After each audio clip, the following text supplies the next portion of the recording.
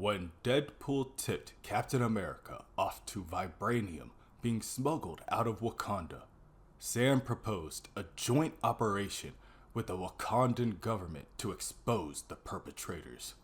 Wakanda rejected the mission, believing it undermined their sovereignty. Left with no other option, Sam joined the growing social movement Wakanda Forever to infiltrate Wakanda disguised as a disillusioned American immigrant. Meanwhile, Falcon hid his cousin Louisa while he investigated her unwitting connection to the smuggling ring.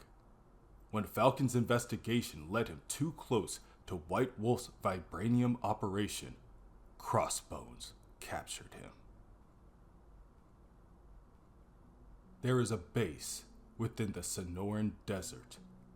In there, Crossbones prepares a duffel bag with a small amount of essentials: money, weapons, and a passport. He zips up his bag and prepares to make his leave from the complex, but not before saying his farewells to Falcon. Him and a mercenary nearby share a small laugh as they watch the winged hero hang there, unconscious, with his arms and legs bound. Time is short, unfortunately, and Crossbones walks outside as a Quinjet approaches. He then boards the plane, struts to his seat, and throws the bag onto the table in front of him. At that moment, an all too familiar hologram appears to his left. "We're nearing the final act," White Wolf tells him. "The end game. Preparations have been made. The deck is being cleared. Your clandestine transport has been arranged. Don't expect any turbulence on your journey, Crossbones. Instead, spend the flight in quiet contemplation on the prey being delivered to you." Elsewhere, within Berninzana, the golden city of Wakanda, Sam touches down with the rest of the American immigrants. He looks around and sees people cheering, embracing one another, and he can't help but wonder if this is what Cam was talking about. If this is what he meant. There's so much joy. The people, they look free. Free from hate. Free from fear. And it's this freedom, Sam decides. That's the freedom he's trying to protect, even if Shuri thinks otherwise. Sam, against his better judgment, attempts to let his guard down. There's nothing amiss here. It was a smooth trip. He didn't even have any trouble at the customs gate. Sam can't help the thought of Senator Mansfeld's interference playing a major role in that. The senator did provide Sam with the falsified credentials in order to sneak into the country. Either that, or Wakandan security isn't as tight as it's rumored to be. At that moment, Sam is approached by two armed guards.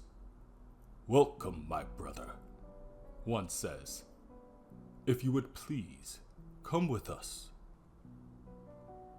Not wanting to make a scene, Sam leaves with the two guards, convincing himself that the lack of restraints being used on him must be a good thing.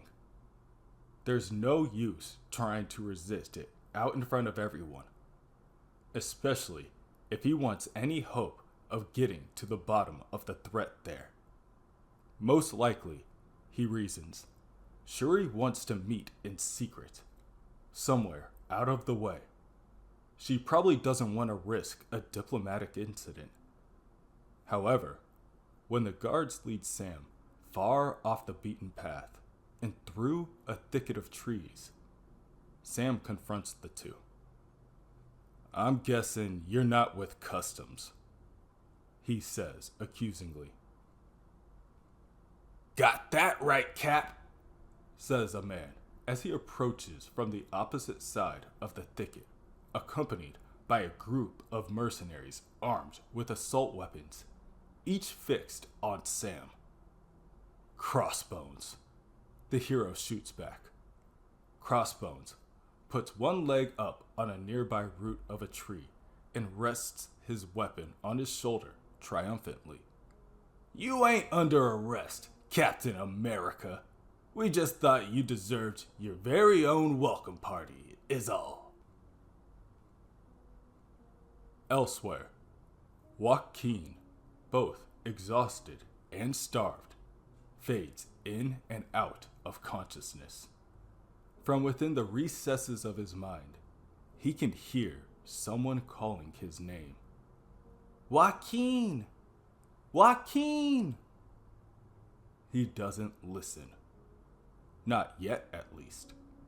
He's too busy playing with his superhero action figures.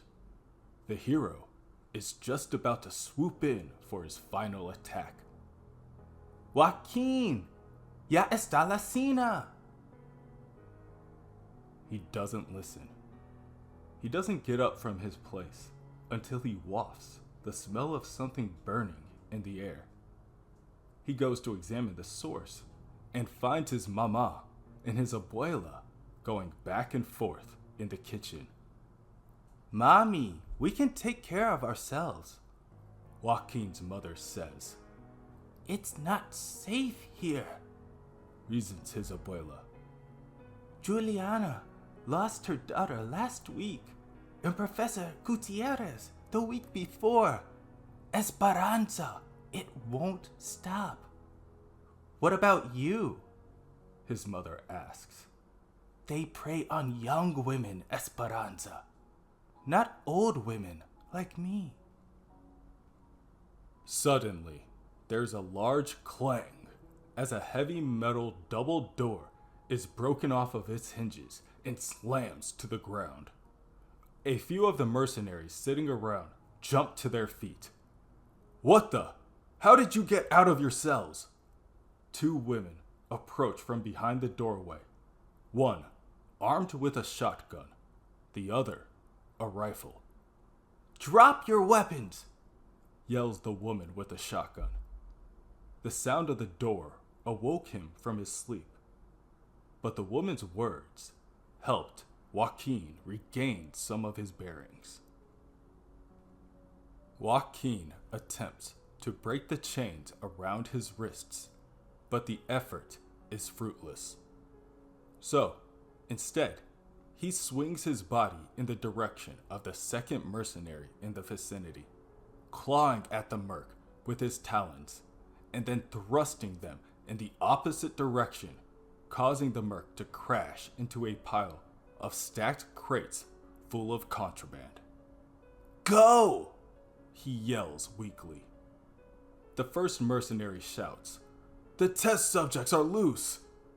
But before he can say more, he is quickly shot down by the woman with the shotgun. The woman with the assault rifle, an older woman, approaches Joaquin, telling him, "It's okay, my child. We got you." It takes no time at all for the woman with the shotgun to pat down the mercenaries and find the keys to Joaquin's restraints. As the two let him down, the hero finds that he's even weaker at the moment than he expected. Sam? He mumbles. What is he saying? The woman with the shotgun hisses in Spanish. Tell him we have to get out of here. Abuela? Joaquin mumbles again. The older woman looks down at the hero resting on her shoulder inquisitively, unsure how to answer her partner. However, as the two make their way down the corridor, they are met with a small strike force standing in their way. Joaquin instantly comes to his senses and pushes the older woman aside. telling her, in her own language, to get down while he clears a way for them to escape.